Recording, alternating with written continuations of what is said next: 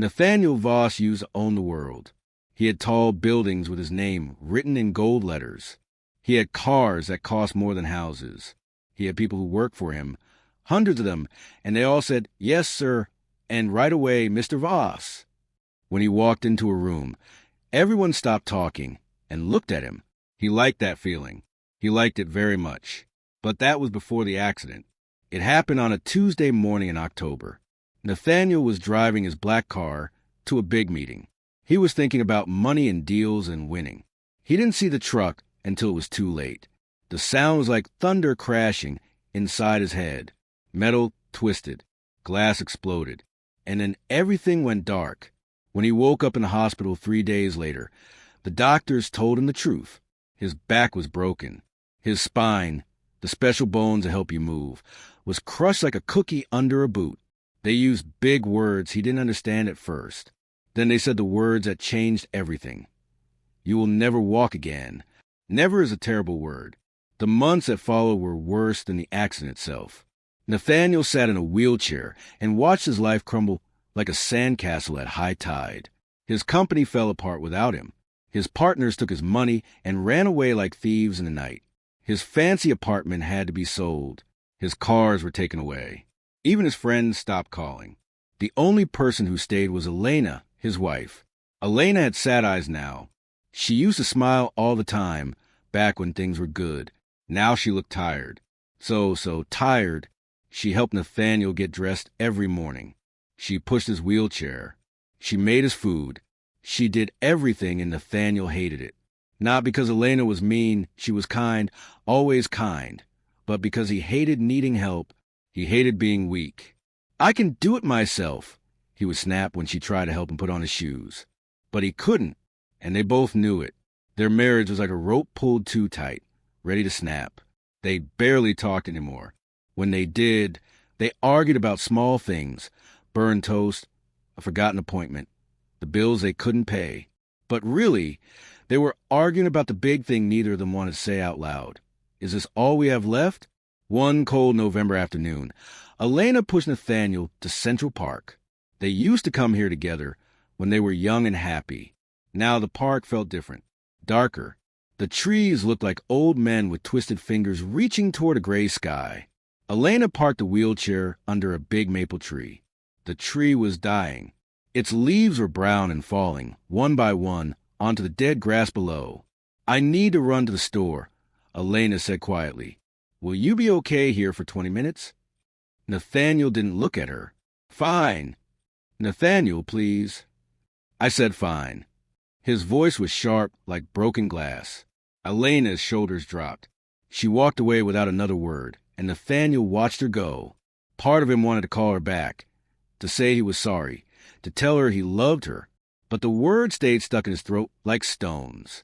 When she disappeared around the corner, Nathaniel was alone. He looked up at the gray sky. The wind was cold and bit his face. A leaf fell from the dying tree and landed on his lap. He picked it up and crushed it in his fist.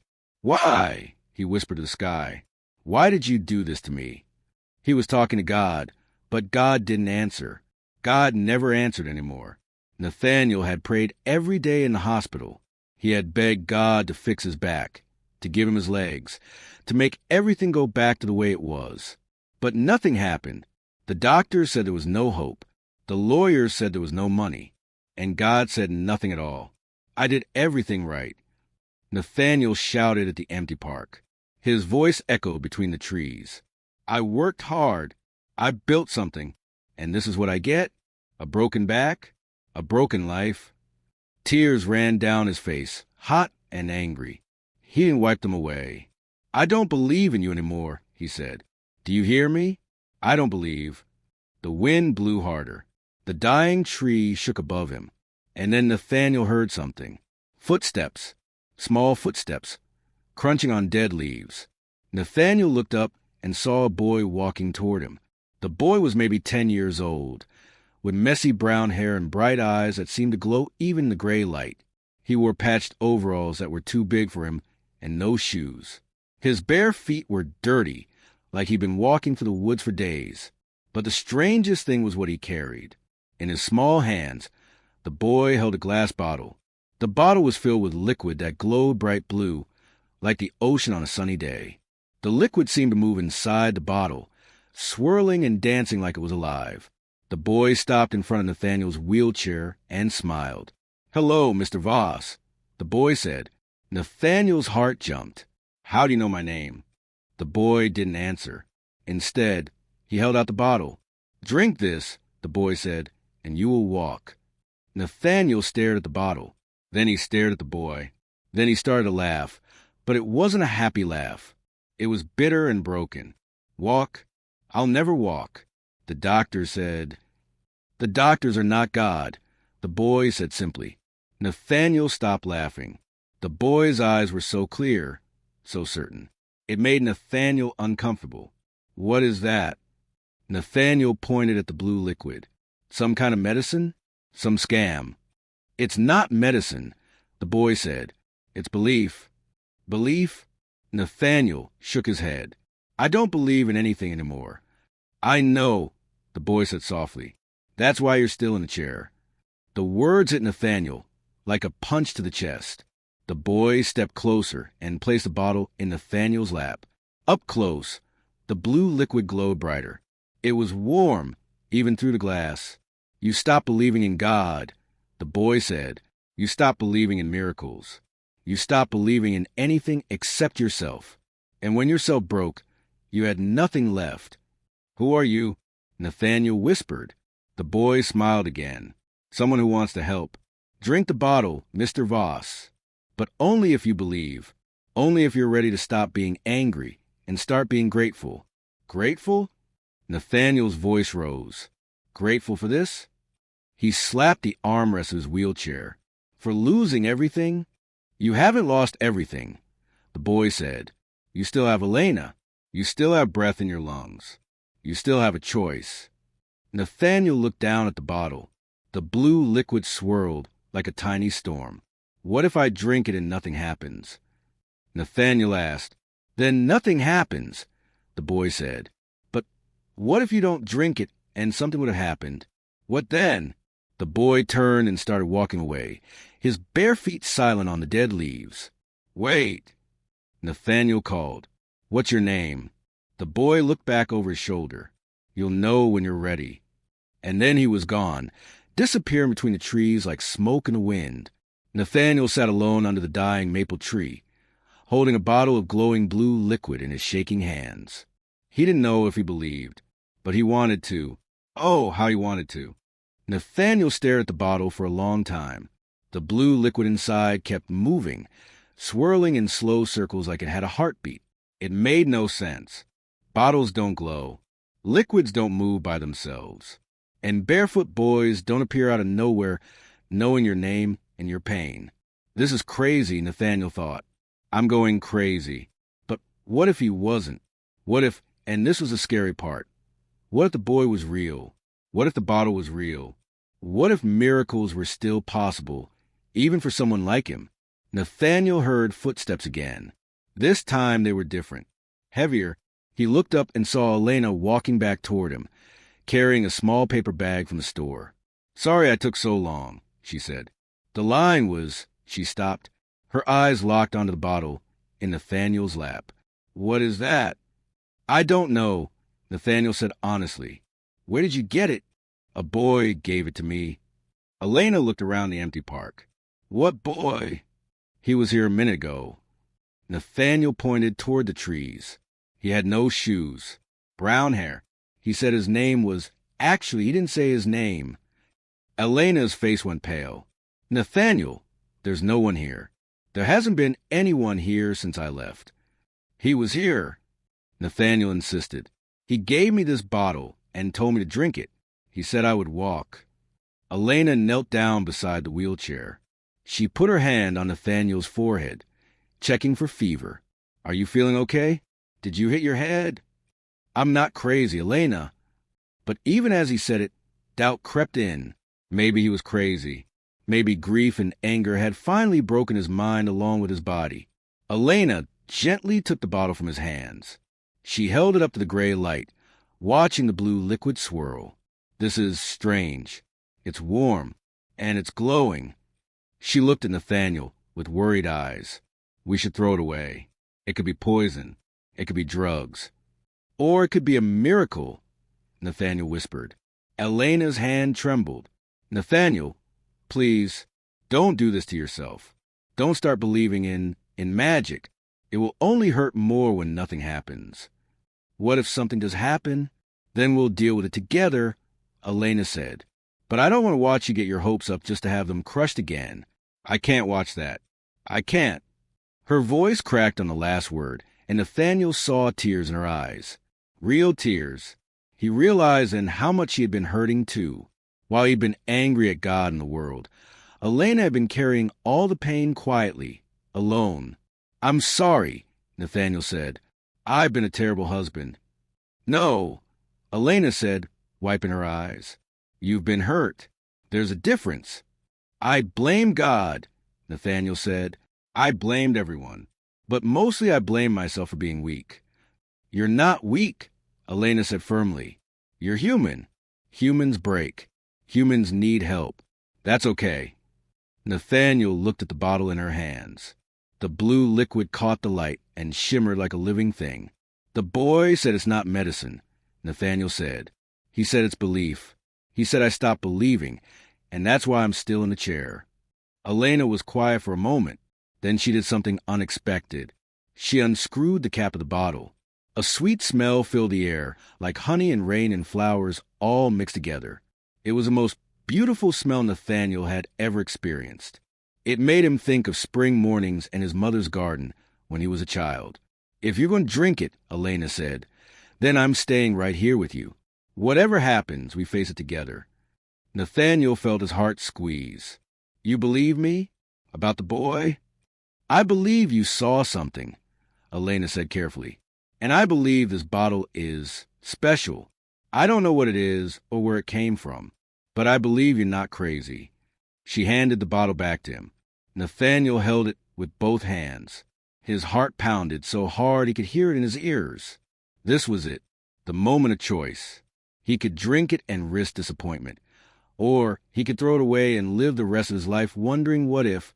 God, Nathaniel said out loud, if you're listening, if you're still there, I'm sorry I stopped believing. I'm sorry I blamed you. I was just so angry and so scared. His voice shook. Please, if this is real, if this is from you, help me believe again. He lifted the bottle to his lips. The liquid tasted like nothing and everything at once. It was cold like winter snow, but warm like summer sun. It slid down his throat smooth as silk, and Nathaniel felt it spread to his chest like light filling up a dark room. For a moment, nothing happened. Nathaniel lowered the bottle. It was empty now, the blue liquid gone. He looked at Elena. She looked back at him. Hope and fear mixed together on her face. How do you feel? She asked. I don't know.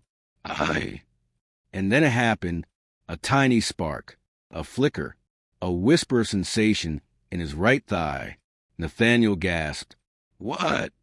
Elena grabbed his hand. What is it? My leg. Nathaniel breathed. I felt my leg. Are you sure? He concentrated hard, focusing all his attention on his right leg. There was again a twitch, small but undeniable. Real. It moved. Nathaniel shouted. Elena, it moved. Elena's hands flew to her mouth. Tears streamed down her face. Oh my God, Nathaniel. The twitch came again, stronger this time. Then his left leg joined in. Both legs were waking up like they'd been sleeping for a very long time, and someone had finally turned on the lights.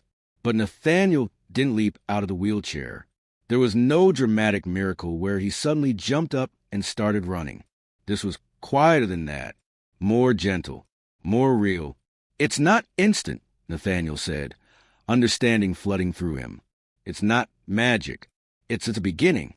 Elena knelt on the cold ground and put her head in Nathaniel's lap. She sobbed. Big, gulping sobs of relief and joy and exhaustion. Nathaniel ran his fingers through her hair and cried too. We have hope now, he whispered. Real hope. They sat like that for a long time under the dying maple tree. The wind blew colder and the sun started to set. painting the gray sky with streaks of orange and pink. When Elena finally lifted her head, her face was blotchy and wet, but she was smiling, really smiling. The first real smile Nathaniel had seen in months. "What do we do now?" she asked. "I don't know," Nathaniel said, "but I think I need to find that boy." They looked around the park together. The shadows were getting longer, and the few people who'd been walking earlier were gone now. The park was empty, except for them. He said, "I'd know his name when I was ready," Nathaniel said. "I wonder what he meant." "Maybe he'll come back," Elena said. But the boy didn't come back. Not that day. Not the next day. Not the day after that. Nathaniel and Elena returned to the park every afternoon for a week, sitting under the dying maple tree, waiting and watching, but the boy never appeared. The twitches in Nathaniel's legs continued, though. They got stronger each day. By the end of the week, he could move his toes. By the end of 2 weeks, he could bend his knees. The doctors were shocked. They ran tests and took pictures and used words like impossible and unexplainable. But Nathaniel knew the truth. It wasn't impossible. It was belief. It was grace. It was a second chance. One evening, as Elena pushed him to the park one more time, Nathaniel made a decision. "I'm not going back," he said. "Back where?" Elena asked. "To the old life. To the boardrooms and the deals and the money. Even if I walk again, even if I'm completely healed, I'm not going back to who I was." Elena stopped the wheelchair. She came around to face him. "What do you mean?" "That boy didn't just give me medicine for my legs," Nathaniel said. "He gave me medicine for my soul. He showed me that I'd been walking through life blind, even when I had working legs. I had everything and I saw nothing. I helped no one. I loved no one except myself." "That's not true," Elena said. "You loved me." "Did I?" Nathaniel asked quietly. "Or did I love having you? Like I loved having cars and buildings and power? What did I ever give you except money and a nice apartment?" Elena's eyes filled with tears again, but this time they weren't sad tears. "You're giving me this," she said. "Right now, this honesty, this change. You're giving me you, the real you." Nathaniel reached up and took her hand. He squeezed it tight. "I want to help people," he said. "I want to do something that matters." The boy said to believe in God and help someone. He said the rest would come. "I think he meant that if I start giving instead of taking, everything else will fall into place." "Then that's what we'll do," Elena said. "Together." The sun set completely, and the park lights flickered on. The dying maple tree above them looked a little less dead in the golden glow. They didn't know it yet, but the best part of their story was just beginning. 3 months passed like pages turning in a book. Nathaniel's legs grew stronger every day. First he could stand for 10 seconds, then 30, then a whole minute. Then he took his first step, just one shaky, wobbly step that made both him and Elena cry like babies. But it was a step, a real step. The doctors called it a medical miracle. The newspapers wanted to write stories about him. But Nathaniel said no to all of them. This wasn't about fame. This wasn't about him at all anymore. One Tuesday morning in early spring, Nathaniel walked without his wheelchair for the first time. He used a cane, and his steps were slow and careful, but he walked. He walked out of his small apartment, down the street, and straight to Central Park. He went to the maple tree. The tree looked different now. It wasn't dying anymore. Small green buds were appearing on its branches, promises of new leaves coming soon. The tree was healing, just like Nathaniel. He sat on a bench under the tree and waited. He didn't know what he was waiting for. Exactly. The boy?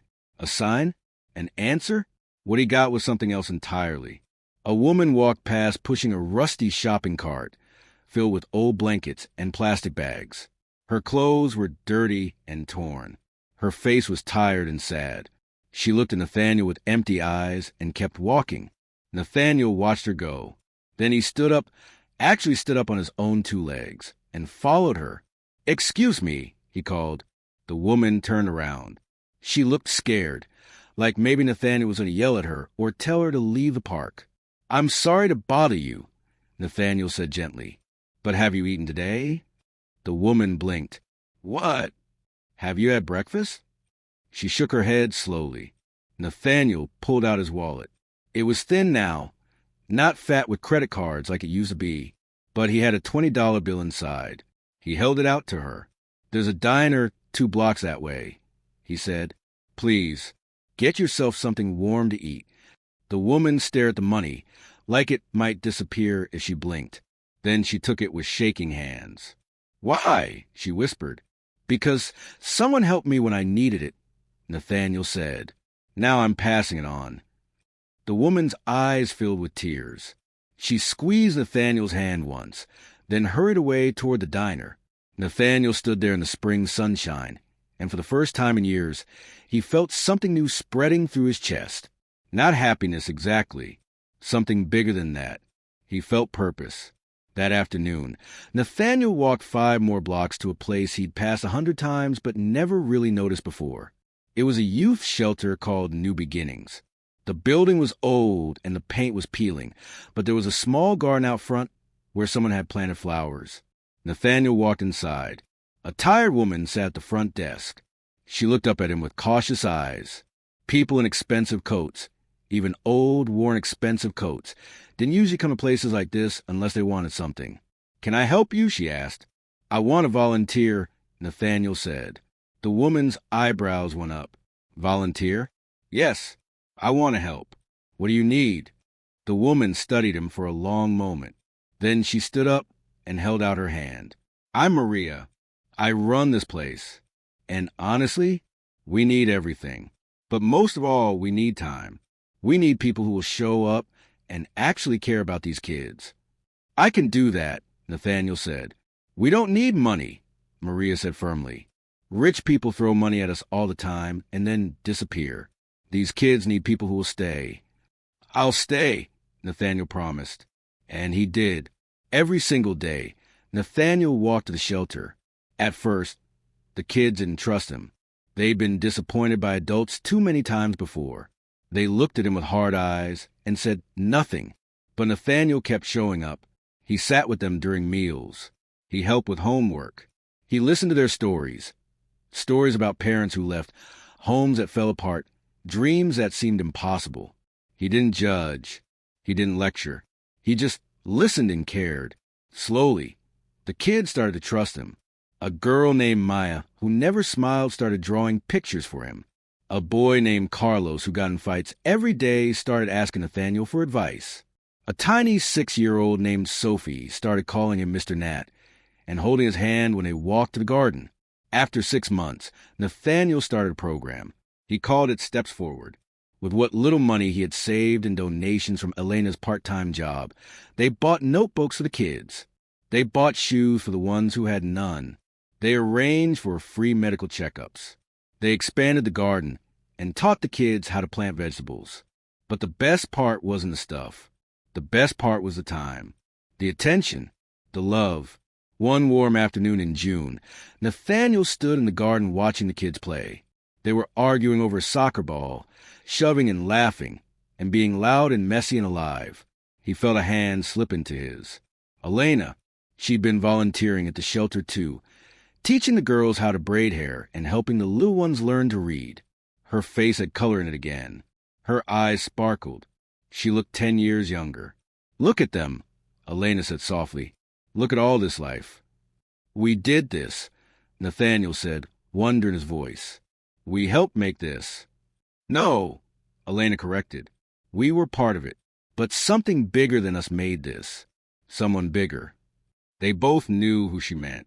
That evening, they walked home together, both of them walking side by side, no wheelchair. The sun was setting, painting the sky in shades of purple and gold. I never asked you, Elena said. Do you ever regret it? Losing all the money? The buildings? The power? Nathaniel thought about it. Really thought about it. No, he said finally. I thought those things made me somebody. But I was wrong. They made me empty. They made me blind. I had to lose everything to finally see what mattered. What matters? Elena asked, though she already knew the answer. People, Nathaniel said. Connection. service, love, God. He smiled. The boy was right.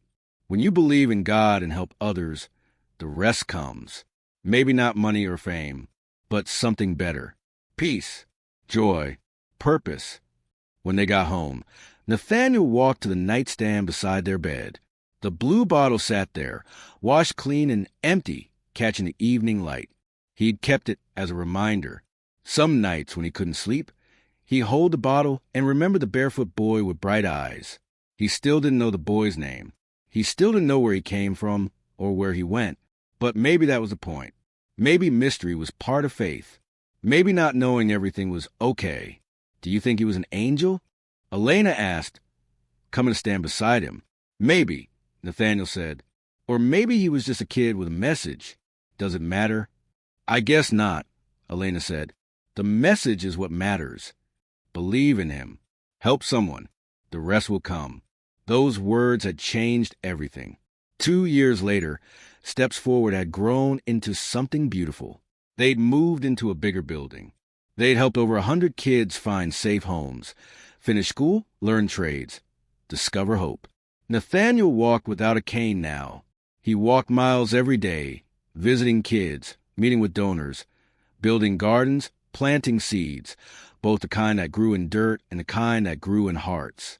He and Elena renewed their wedding vows under the maple tree in Central Park. The tree was healthy and full of green leaves now, buzzing with bees and birds. Maria from the shelter officiated. All the kids from Steps Forward came, dressed in their best clothes, throwing flower petals and cheering. Maya drew them a picture of two people holding hands under a tree. Carlos gave a speech about how Mr. Nat taught him that being strong meant being kind. Sophie brought them dandelions she'd picked herself. It was the happiest day of Nathaniel's life. That night, as he and Elena lay in bed, Nathaniel whispered into darkness, "Thank you." He was talking to God. And this time, he knew God was listening. Because miracles aren't always loud and flashy. Sometimes they're quiet. Sometimes they're slow. Sometimes they look like a boy with no shoes and a bottle of blue liquid. Sometimes they look like a second chance to get life right. Nathaniel had been given that chance, and he wasn't going to waste it. He fell asleep with Elena's hand in his and the empty blue bottle, glowing softly on the nightstand, a small light in the dark, a reminder of the day everything changed, the day he learned to walk again, not just with his legs, but with his soul. If this story touched your heart, like this video and share it with someone who needs hope today. Subscribe for more inspiring stories that remind us miracles still happen. We just have to believe. What would you do if you received a second chance? Tell us in the comments below. Remember, believe in him. Help someone. The rest will come.